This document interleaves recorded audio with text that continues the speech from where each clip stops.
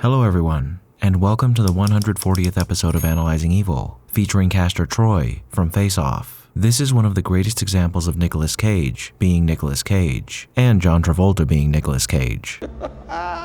Whee! What a predicament!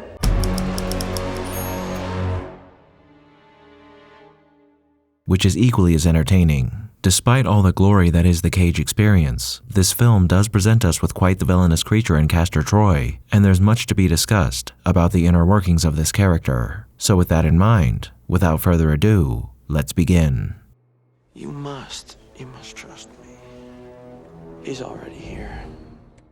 When Castor makes an offhand comment about his traumatic childhood after Sean assaults him when he visits him in prison, you better believe that isn't just a snide remark, but a hard truth of Castor Troy's existence. While we're never given anything concrete regarding the Troy brothers' origins, this comment, as well as several other indicators we're given about the pair, suggests that they likely had a traumatic childhood. The first indicator is quite obvious, that being the fact that they're both criminals. Now, you don't need to have experienced a traumatic upbringing in order to become a criminal, but you'll find that the majority of criminals did unfortunately suffer such an upbringing. I'll link a few of these down below, but you can find articles on this subject putting forth statistics anywhere between 50 and 90% in regard to the percentage of incarcerated persons in the United States who have experienced trauma in their youth. The reason for the wide variation in stats is due to the fact that some researchers only chose to include neglect or physical and sexual abuse when classifying trauma. However, I believe the higher statistics are more accurate, as trauma comes in many forms. The definition of trauma is a deeply distressing or disturbing experience, and alongside neglect and abuse, you have many things that could qualify as trauma, like witnessing something traumatic, growing up in a subpar environment, negatively impactful pressure from one's peers, bullying, or anything else harmful to one's development that you can imagine. Now, as I said a moment ago, trauma is not required to become a criminal. However, what does require a traumatic upbringing in one way or another is the development of antisocial personality disorder.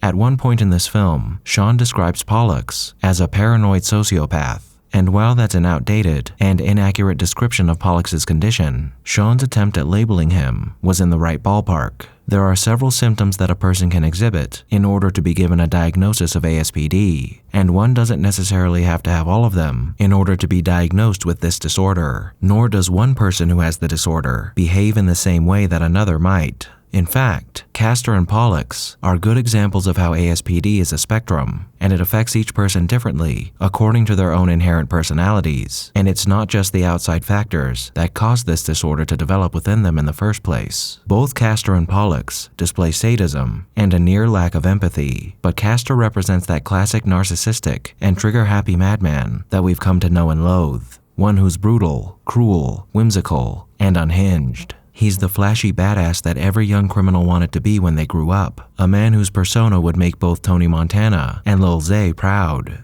Pollux is the opposite. He's the socially awkward would-be loner, a man who's every bit as heartless as his brother, but one who's much more quiet, reserved, and less impulsive. On their own, they'd each be capable of unleashing evil on a massive scale, but together they form a codependent relationship that balances out some of the flaws in the other's character. And it's through this relationship that I imagine the Troy brothers found most of their success. And it's also the last indicator that we have that their childhood was likely an unpleasant experience, because of the rather tender and loving relationship they seem to have, a relationship so strong that Castor nearly takes his own life once his brother dies. We can use this, as well as their current afflictions and criminal behavior, to deduce that the brothers were probably raised in a less than desirable environment, and that they had neglectful parents, two factors that hardened both of them to the more vicious aspects of the human experience, and caused them to form a relationship wherein Castor took on a more parental role to aid his socially inept younger sibling. Now, though their relationship is incredibly important to Castor's character, because of the dynamic of their relationship, Pollux is essentially just along for the ride, assisting his elder brother in everything that he endeavors to do, because he takes care of him, and because that's what he's always done, follow his guide and mentor's instructions to the best of his abilities. With all that being said, it is Castor Troy who is the true evil in this story, and it's his crimes and his motive for committing those crimes that mire Castor in villainy. In the opening scene of the film, we're given a brief view into some of Castor's past crimes, which help to reinforce the label that he gives himself, a terrorist for hire. In the past, Castor attempted to assassinate Sean Archer and killed his son instead, assassinated a Croatian ambassador, and orchestrated the car bombing of an informant. And these 3 crimes set the stage for the one he's setting up at the LA Convention Center, a bombing that will affect everyone within a square mile, which would kill thousands of people. During his preparation, we're given our first insight into the twisted nature of Castor Troy, dancing, cajoling, and generally acting foolish as he celebrates yet another impending job well done. His over-the-top and eccentric mannerisms set the stage for the kind of man he is, and the next time we see him when he's boarding a plane, we're shown just exactly why Castor Troy does what he does, for the sake of pleasure and for monetary gain, or more appropriately, to gain funds to make his life as pleasurable as possible. Though we aren't given too much exposure to Castor as he was when he still had his own face, from here on out, Castor shows himself to be a hedonist, a womanizer, and a thoroughly reprehensible and diabolical man, a man who's snide, patronizing, and morally bankrupt on nearly every level, as Castor Troy isn't above lusting after an underage girl, even while he's wearing the face of her father, nor is he above making love to that man's wife either. Over the course of this film, a total of 24 people lose their lives at the hands of Castor Troy, and each life he takes is snatched with as much care as one might swat a fly, and all the glee of a kid in a candy store. Some are more calculated than others, like the murder of Lorenzo, whom he jump-started a heart attack in, but most if not all the murders he commits are of a more free-handed and callous nature. Lives taken in the heat of the moment, as Castor struggles to escape those who might see him eliminated, or resting behind bars for the rest of his days. That being said, despite all his eccentricities and brutality, Castor Troy isn't just a highly skilled murder machine. He's also exceptionally cunning and intelligent, and much of his success in this film can be attributed to his mostly careful planning. When Castor wakes up from his coma and realizes what's happened to him, he quickly formulates a plan to have the same procedure done on him by having his cronies kidnap the surgeon. And after he acquires his new face, he ensures that everyone who knows the truth about Sean's bizarre mission is eliminated in brutal fashion. This allows Castor to totally assume the life of Sean Archer and get revenge on his mortal enemy, a man who has stolen his identity and nearly took his life. First, he does the obvious by acting as the good-natured and loving husband towards Eve, and the cool and relaxed father towards Jamie, allowing him to cover up some of the oddities he displays that Sean wouldn't. But he quickly formulates a plan to not just get his face back, but create a scenario where Sean is an American hero with enormous power, a position that can make it so that his escape, once this debacle is over, is near flawless. It should be noted, however, that despite his repugnant persona, a side effect of his new identity is that we see Castor flirting with empathizing with others, aside from his younger brother. While his wooing of Eve is done in order to more accurately become Sean Archer, his slight amount of care for Jamie's well-being is something new for Castor, especially when he defends her from her boyfriend's assault, something that I imagine Castor might have enjoyed seeing or even participating in had he been in his own skin.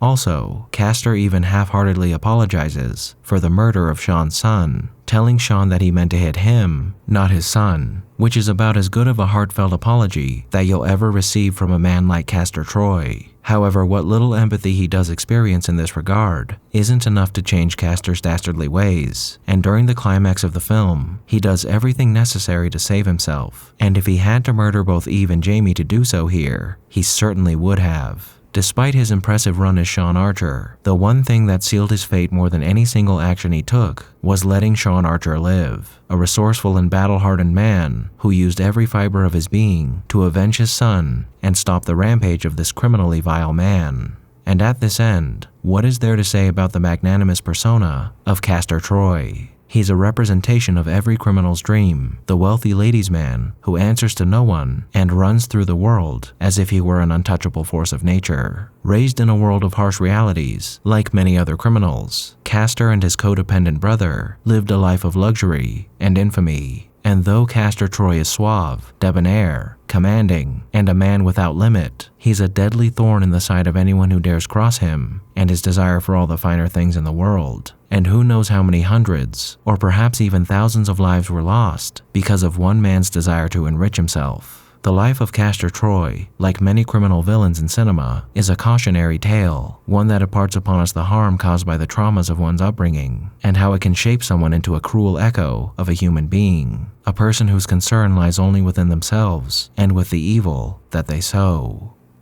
Thank you all for tuning in to this episode of Analyzing Evil, and I hope you've enjoyed. What are your thoughts on Castor? Did I miss anything? Let me know down below, or leave a suggestion for a villain you'd like to see featured while you're at it. If you like this video, hit that thumbs up button, and make sure to subscribe if you haven't already. A big thank you to all of my subscribers, to my patrons, and to anyone who's decided to honor me with a super thank, and a most vile thank you to those whose names you're seeing on screen now.